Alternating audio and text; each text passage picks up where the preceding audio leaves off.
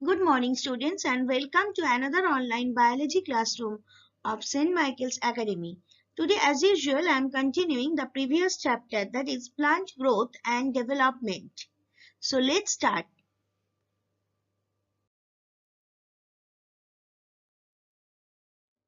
First, we are going to discuss about the plant hormone auxin.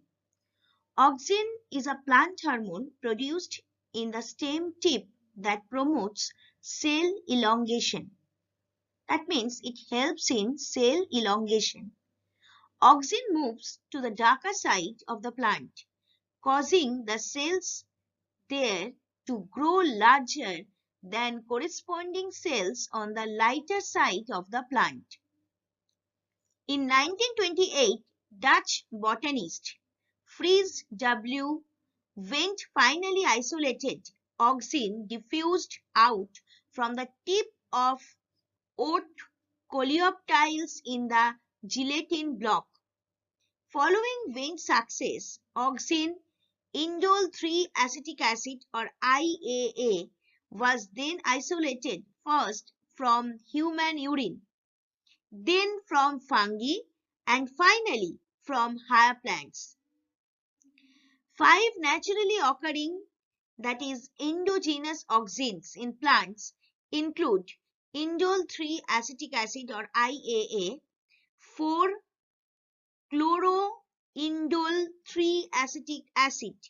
Again, I am saying 4 chloroindole 3-acetic acid, phenyl acetic acid, indole 3-butyric acid, and indole 3-propionic acid. Synthetic auxin analogues include 1 naphthalene acetic acid, 2,4-dichlorophenoxyacetic acid, that is 2,4-D, and many others. Now see the diagram. Auxin eradication causes a terminal bud to point towards the sun. See the first one, terminal bud picture is there. Sunlight from above.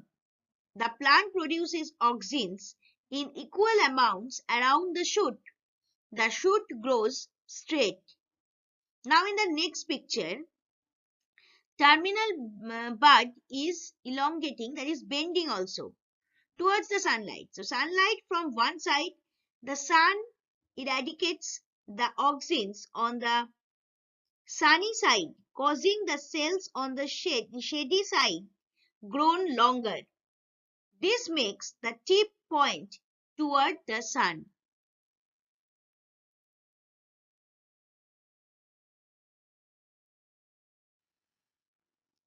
Gibberellins are plant hormones that regulate various developmental processes, including stem elongation, germination, dormancy, flowering, flower development, and leaf and fruit senescence. Gibberellins are one of the longest known classes of plant hormone. Kurosawa, a Japanese botanist, discovered gibberellin while investigating the rice foolish seedling disease, in which spindly seedlings are formed due to Ga-like compounds produced by the fungus infecting the plant. So, GAs are a group of diterpenoid growth hormones strongly associated with promoting growth, including stem elongation and germination.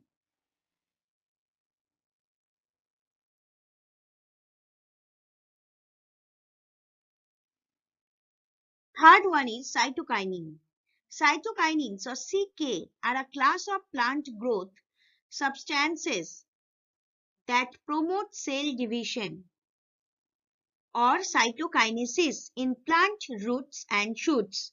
They are involved primarily in cell growth and differentiation, but also affect apical dominance, axillary bud growth, and leaf senescence.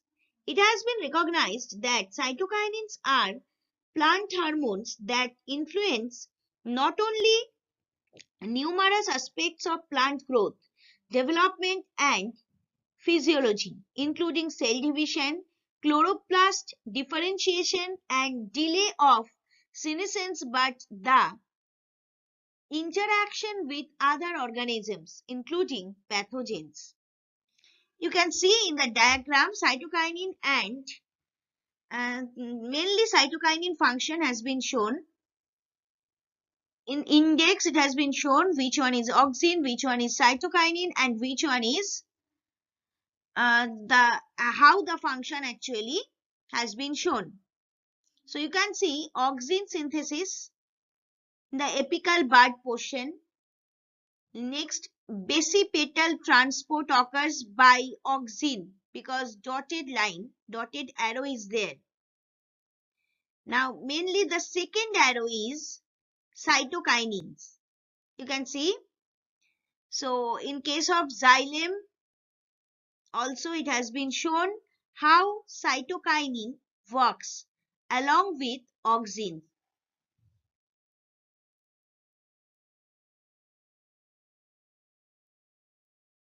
The plant hormone ethylene is a combatant for salinity in most plants. Ethylene is known for regulating plant growth and development and adapted to stress conditions. Central membrane proteins in plants such as ETO2, ERS1, and EIN2 are used for ethylene signaling in many plant growth processes. So ethylene is regarded as a multifunctional phytohormone that regulates both growth and senescence. It promotes or inhibits growth and senescence process depending on its concentration, timing of application, and the plant species. You can see in the diagram it has been clearly shown from green to red tomato has formed, and this ripening of food or this particular vegetable happens due to ethylene hormone.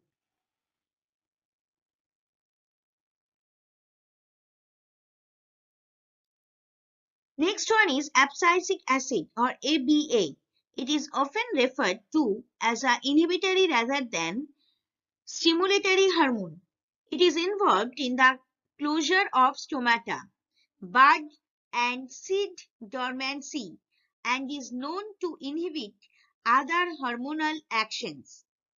So abscisic acid is an important phytohormone regulating plant growth, development, and stress responses.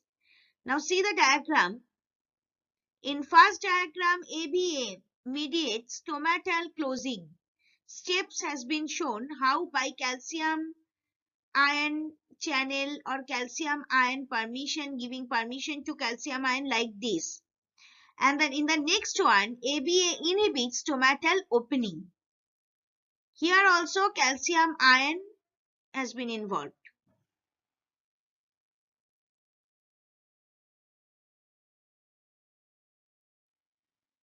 Now what is seed germination?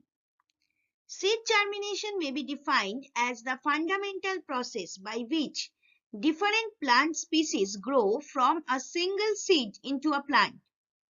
This process influences both crop yield and quality.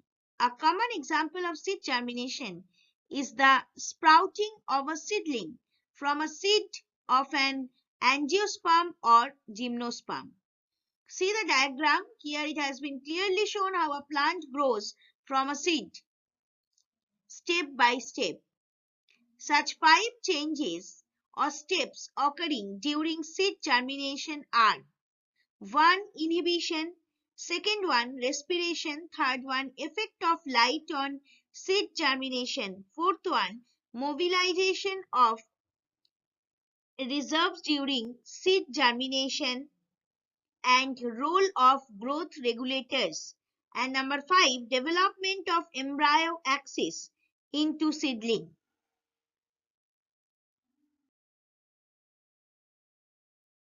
Now, what is seed dormancy? Dormancy is when there is a lack of germination in seeds or tubers even though the required conditions, that is temperature, humidity, oxygen and light, are provided. Dormancy is based on hard seed coat, impermeability, or the lack of supply and activity of enzymes, that is internal dormancy, necessary for germination. Now, reasons or causes of the seed dormancy are light, temperature, hard seed coat, period after ripening, germination inhibitors, immaturity of the seed embryo, impermeability of seed coat to water, impermeability of seed coat to oxygen. Now see the diagram. Breaking seed dormancy. The total mechanism has been shown. Try to draw this diagram in your copy.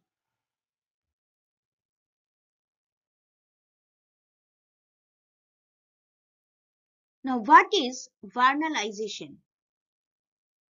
Vernalization is the programmed physiological process in which prolonged cold exposure provides competency to flower in plants, widely found in winter and biennial species such as Arabidopsis, you can say, fruit trees, vegetables and wheat. Thus, it is critical to elucidate the mechanism of molecular regulation of vernalization and floral bud initiation to prevent premature bolting. Gibberellin or GA is the key plant hormone involved in regulating plant development. That means we think that gibberellin generally helps in vernalization.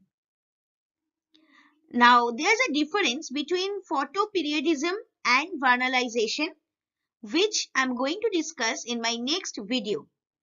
So, now see the diagram here. First one is no cold exposure. Second portion, after 1 to 2 weeks, cold exposure. And at the last, after 3 to 6 weeks, cold exposure. Hope so you have understood the vernalization by this diagram.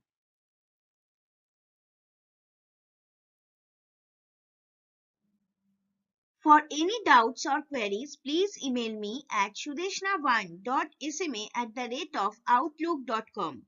We also welcome your responses by way of your views and feedback on PPTs or videos at feedback.stmichaelsacademy@gmail.com. So thank you students and have a nice day.